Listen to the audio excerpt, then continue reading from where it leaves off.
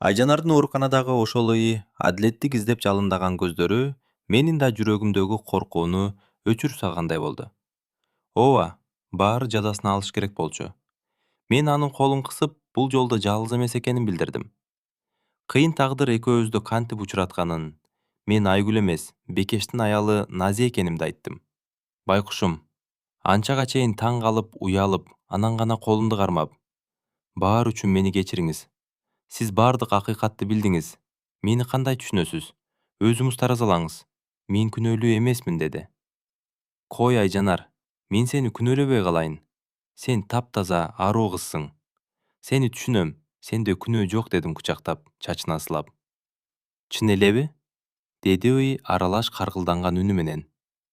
Чын, садага болоюн, чын. Сенин эч кандай айыбың жок. Андан бери 2 айдан ашык күн өттү. Тергөө амалдары аяктап, иш сотко берилди. Бүгүн чечүүчү күн. Сот залынын алдында кайнагам. Кайын журтумдун өкүлдөрү мага тигиле карап, дагы эле мени күнөөлүү санагандай жек көрүп карап турушту. А мен башымды бийик көтөрдүм. Мен бул жерге бирөөнүн аялы эмес, акыйкаттыктын күбөсү катары келгем. Сот залына киргенибизде темир тордун артында отурган Бекешти көрүп ичим тыз этти. Арыктап, өңү кубарып, мурунку сүрдүү Бекештен дайын жок. Анын жанында жүзүн жоолук менен жаап, көзүн жерден албаган Гүлшайыр отурду. Дүнүйөнүн жана акчанын кулу болгон аялдын бүгүнкү абалы ушул эле. Сот залына сот кирип, баары ордунан турду. Процесс башталды. Мамлекеттик айыптоочу, жаш, сүрдүү прокурор кыз ордунан туруп, айыптоо чечимин окуй баштаганда зал ичи жымжырт боло түштү. Урматтуу сот, айыпталуучу Аббасов Бекмурат жана Пайызова Гүлшайырдын кылмыштуу аракеттери тергөө тарабынан толугу менен далилденди. Алар алдын ала келишип алып, банктан ири суммада насыя алышкан жана аны төлөй албай калышкан. Анан Пайызова Гүлшайыр өзүнүн үйүн залогдон чыгарып алуу үчүн анын үйүн саттырып, банктагы карыздын төлөмү ушул күнгө чейинки бөлүгүн жапкан. Ал эми уурдалды деген ири суммадагы накталай акчаны Пайызова өзү тымызын катып алган. 363 берене. Андан сырткары, Аббасов Бекмурат мас абалында жаран Билекова Айжанарга карата физикалык күч колдонгон. 154 берене, зордуктоо. Пайызова Гүлшайыр каржылык сырды билип калгандыгы үчүн өзүнүн сиңгиси Айжанарды аеосуз сабап, ден соолугуна оор зыян келтирген. Мунун кесепетинен наристе чарчап калган. 130 берене, экинчи бөлүгү. Ден соолукка оор зыян келтирүү. Мамлекеттик айыптоо Аббасов Бекмуратты 10 жылга, ал эми бул кылмыштуу схеманын башкы уюштуруучусу Пайызованы 13 жылга эркинен ажыратууну сурайт. Ошол учурда Бекештин адвокаты ордунан туруп, өзүнүн акыркы тактикасын колдонууга өттү. Урматтуу сот, менин коргоомдогу Аббасов Бекмурат акча уурдатып банкка төлөй албай калганын моюнга алат. Бирок зордуктоо боюнча, ал ошол күнү өтө катуу мас абалында болгон. Өз аракеттерине толук жооп бере алган эмес. Менин кардарыма беренелерди жеңилдетип, үй бүлөлүк абалын, мурда соттолбогонун эске алып, минималдуу жаза берүүңүздөрдү суранам деп, Бекмуратты Гүлшайырдын тузагына түшкөн курмандык катары көрсөтүүгө аракет кылды. Зал ичиндегилер ду эте түштү. Бекештин бир туугандары баштарын мыкчып отуруп калышты. Бекеш болсо Гүлшайырды биринчи жолу көргөндөй, көздөрү араң ачылып, өзүнүн кантип алданып калганын эми түшүнгөндөй маң болуп, аны жек көрүп карады. Кезек күбөлөргө келди. Алгач мени чакырышты. Мен трибунага чыгып, Бекештин үйдү саттууга кантип мажбур болгонубузду, Гүлшайырдын калптарын жана алардын тымызын мамилесин ачык айтып бердим. Андан соң залга башкы күбө Айжанар кирди.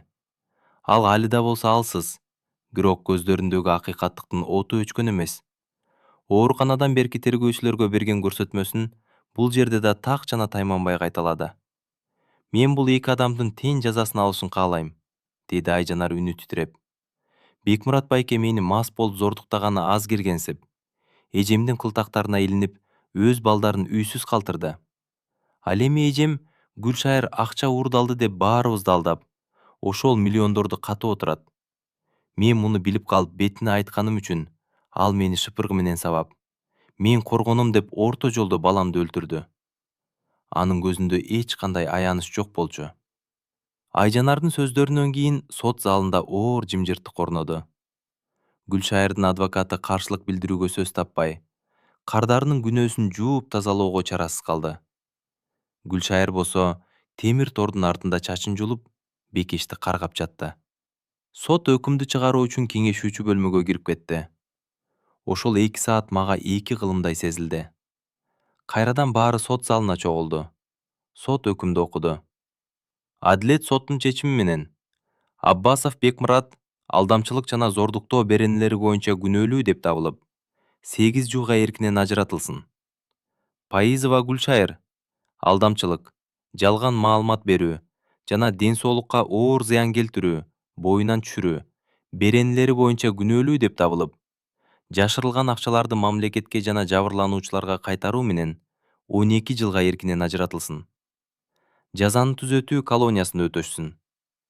Темир тордун артынан Гүлшайырдын өкүрүп ыйлаганы, Бекештин башын шылкыйтып, колуна кишен салынып кетип баратканы, туугандарынын кайгысы абалды бир аз курчутуп, залды кайгыга батырды. Мен сыртка чыктым. Таза абадан терең дем алдым. Мыйзам алдында да, Кудай алдында да акыйкаттык орноду. Соттун алдында Айжанар экөөбүз көз жаш менен кучакташтык. Бул көз жаш кайгынын эмес, эркиндиктин, жаңы жашоонун жана адилеттиктин көз жашы эле. Биз өзүбүз жазып жаткан жашоо сахнасынын эң оор, бирок эң акыйкат бөлүмүн аяктадык. Алдыда бизди жаңы, таза жана бактылуу барактар күтүп турган. Ооба, эркиндик. Эң биринчи, абийириң алдында акыйкат болсоң гана эркиндик келет экен. Ал эми эркиндигиңди жоготсоң, күйпөлөктөп, жолдошуңдун, жаныңдагылардын баардык айтканына макул болуп, анын эркине баш ийет турбайсыңбы? Бекештин сотунан кийинки күндөр менин дүйнөмдү бир аз олку-солку кылса да, башка түшкөн күндөр баары бир жакшылыкка жол ачат.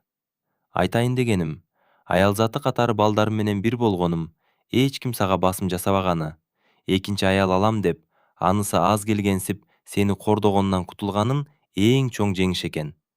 Экинчи аялдын азабы 1 жылда не деген гана күндөргө алып барып, баарыбызды сынады. Айжанар өз бактысы үчүн күрөшүүгө аракет кылууга сөз берип коштошту.